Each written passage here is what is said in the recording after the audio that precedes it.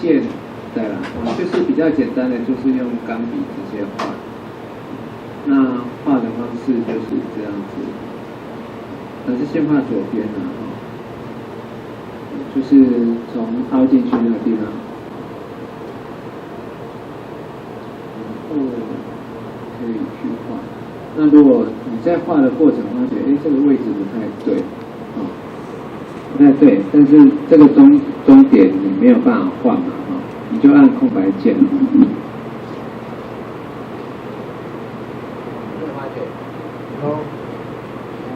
按空白键的时候，就可以拖。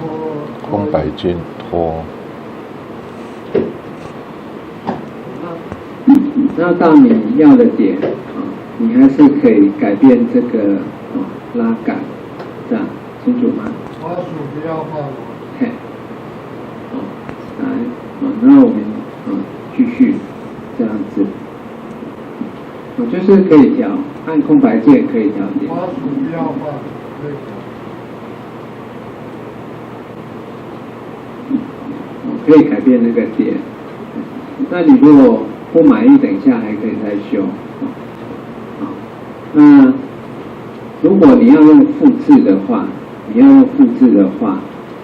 起点跟终点要在同一个垂直线所以你在画终点的时候，要对到这个绿色的时候才点。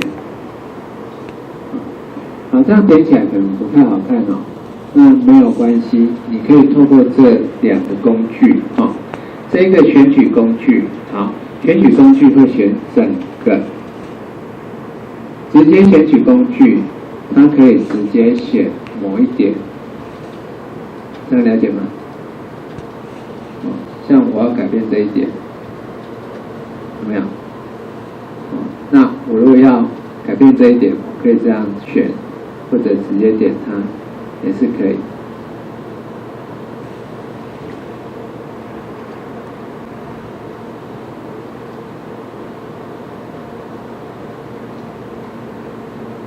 好，那如果你爱心里面要放颜色，你就点这个选红色，它就会填满。那这样就是做一半，你就用这个选取，这个是选整个物件，这个是选某一个锚点，好，那你就选这个可以复制，好，复制我们有 Ctrl+C 加 V， 对不对？好，在那个Photoshop 或者以拉，你可以用一种方式。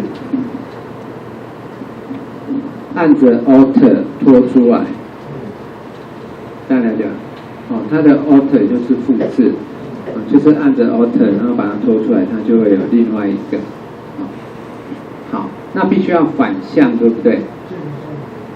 对吧？按左右变过来嘛，那如果要反向，同学就找一下，这里有一个旋转跟近色，你就选近色。近色之后，你把它点。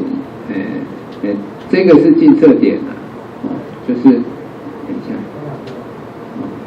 近色点。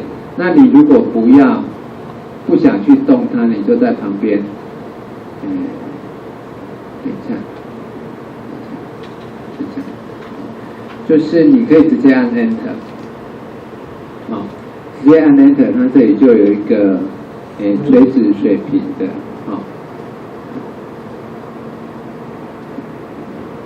刚有跑掉吗？我看一下。对，好，那接起来。如果你要左右一定要对称，就是这种画法。那如果你不要对称的，像有一种爱心这个，没有这种的。懂了，老师现在回来，就是类似这一种，你就不能用近色的，你来一个位，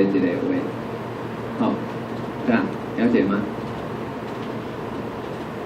那这是一种画的参考方式，同学试试看。